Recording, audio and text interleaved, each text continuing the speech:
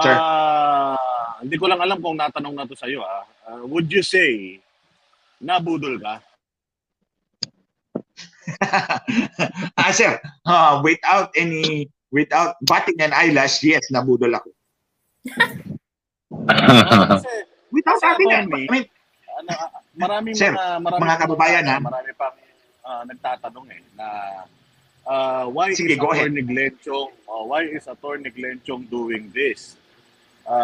Ano ba ang kanyang dahil ba natalo siya noong nakaraang eleksyon? Dahil ba hindi siya nabigyan ng posisyon? Kasi yan ang Tinanggihan ko na nga sila, eh. yan ang usual na sinasabi ng mga dating mga kakampi nyo na kalaban nyo na ngayon dahil bumabatikos na kayo doon sa dating mga kakampi nyo eh. So, pwede nyo pong Ayun nga, sir. ipagtanggol yung sarili. Ang sinasabi ko sa kanila, basahin niyo muna yung affidavit ko para malaman niyo yung totoong nangyari. Actually, itong mga ano na to, mga tumitira sa akin na hindi ka nabigyan ng posisyon. Actually, meron ding maraming botante si BBM. Mga leaders actually nagtitext sa akin.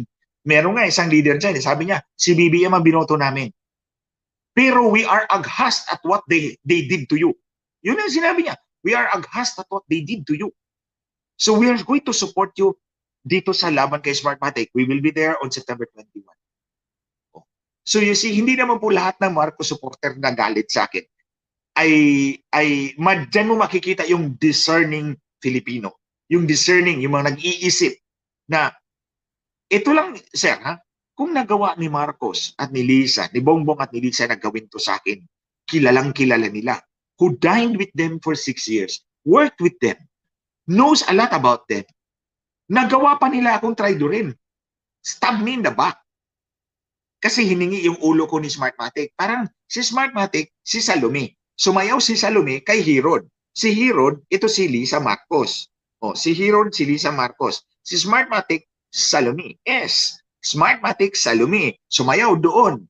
And naakit naman si Herod at ang hiningi ni Salome, ibigay mo sa akin ang ulo ni John the Baptist. Ayan, si Glenn Chong. So, sa tingin kaya ninyo, itong mga supporter ni Marcos, sa tingin kaya ninyo, makikipag-usap si Smartmatic kay Lisa Marcos kung hindi after my head? Ha? Tandaan nyo yan. Hindi luluhod si Smartmatic kay Lisa Marcos kung hindi after my head. So, pasalamat si Lisa Marcos, nandun ako sa kanila. Ginamit niya ako para lumuhod si Smartmatic, ibigay sa kanya ang gusto ni Smartmatic, basta ibigay yung ulo ko sa kanila. My head in a silver platter. So, isipin nyo yan mga kababayan. Hindi luluhod si Smartmatic kay Lisa Marcos. Hindi sasayaw si Salome kay Herodes. Kung hindi, dahil gustong-gusto niya ang ulo ni Glenn Chong. So, unang casualty niya si Vic Rodriguez. At the last minute, natulungan ko pa rin kayong manalo. And I regret it till today. And probably until the day I die.